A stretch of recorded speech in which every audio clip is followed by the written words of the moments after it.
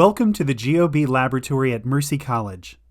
In this experiment, we'll take a look at how gases respond to changes in volume and temperature. In part B of this experiment, we'll use Gay-Lussac's law to predict absolute zero using temperature and pressure measurements. Here are some of the materials that we'll make use of in part B of this experiment.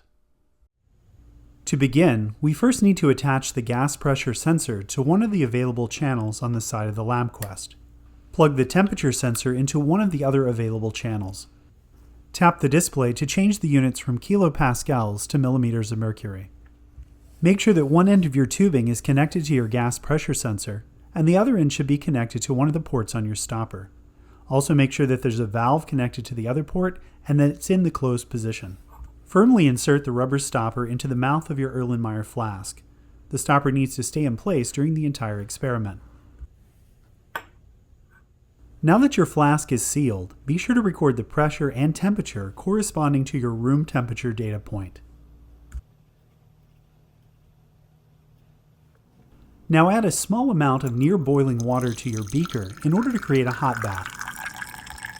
Your target temperature is in the range of 55 to 60 degrees, so it may be necessary to add some room temperature water or a few ice cubes in order to bring the temperature down to the range that you're looking for. Try to keep the water level between 1/2 to 2/3 full so that there's still room to insert your flask. You'll want to stir the solution thoroughly until the temperature stops changing.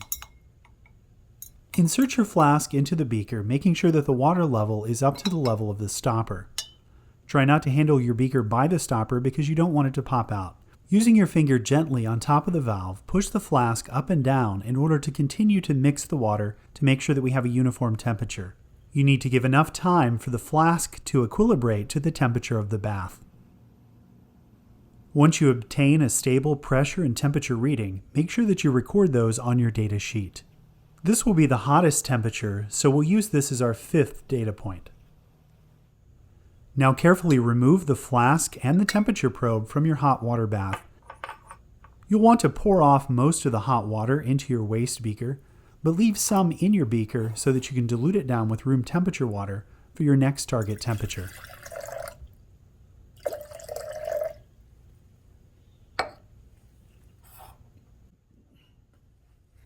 We're now going to create a second bath with a target temperature of 35 to 40 degrees Celsius. We're going to do this by adding room temperature water and maybe some ice until we've achieved the temperature that we want. Be sure to stir the bath thoroughly until you've arrived at a constant temperature. If you need to, you can add more room temperature water, more hot water, or more ice. Again, carefully submerge your flask in your bath and move it up and down until the temperature has reached a stable value.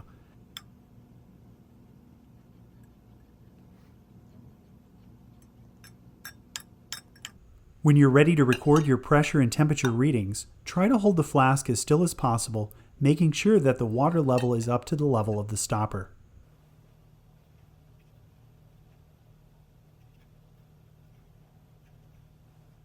Again, carefully remove your flask and temperature probe from your water bath.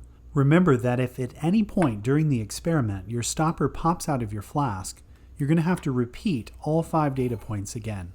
Fully discard the warm water into your waste container to prepare for your first cold bath.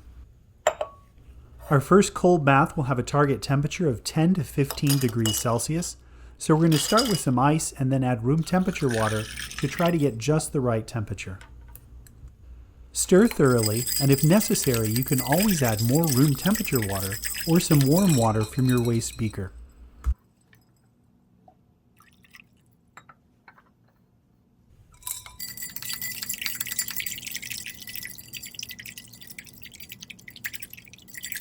Be patient. It may take several additions to get just the temperature that you want.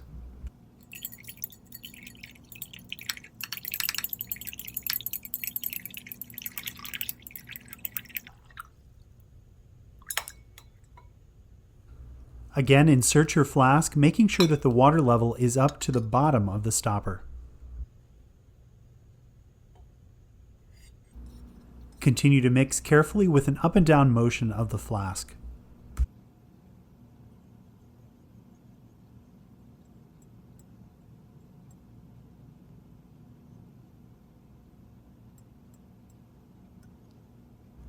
When you think you're ready to take your final temperature and pressure reading, make sure that you hold the flask as still as possible, and then record your pressure and temperature on your data sheet. Again, remove your flask from the beaker as well as your temperature probe, and pour most of the water into your waste beaker.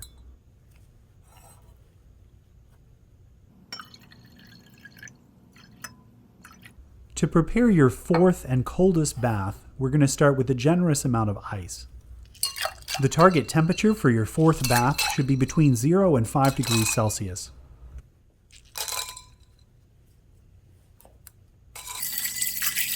Add a small amount of room temperature water and stir vigorously until most of the ice is melted.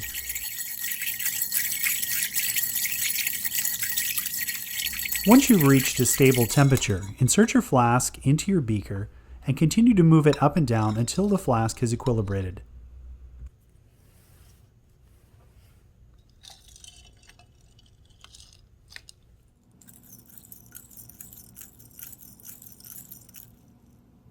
To take your final reading, make sure that you hold the flask as still as possible, and then record the pressure and temperature on your data sheet.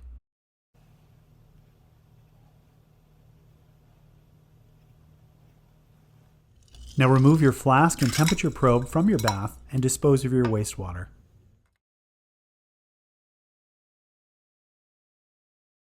To analyze your Gay-Lussac's law data, navigate to the Desmos link provided in the description below. You should see the Gay-Lussac's law data table on the left, consisting of pressures and temperatures, where you can enter the data from your experiment. As you enter your data points, the live graph on the right will update. Below the data table is our linear Gay-Lussac's model. You see that it consists of a slope and a y-intercept, both of which we're going to adjust in order to get the best fit to our data. On the left, you'll see adjustable sliders corresponding to the slope, the y-intercept, and our pressure calibration parameter. The first thing that we're going to do is set our pressure calibration parameter to the same value that we used in part A of this experiment, since we're using the same sensor. Next, we'll adjust the y-intercept to get the best visual fit to our data. You can see that adjusting the y-intercept moves our model vertically on the graph. Now adjust the slope, which controls the tilt of our model, until you have the best visual fit to the data.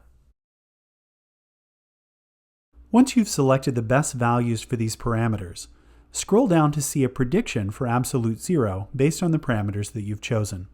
Be sure to record your estimate of absolute zero and compare it to the true value for absolute zero, which is minus 273.15 degrees Celsius.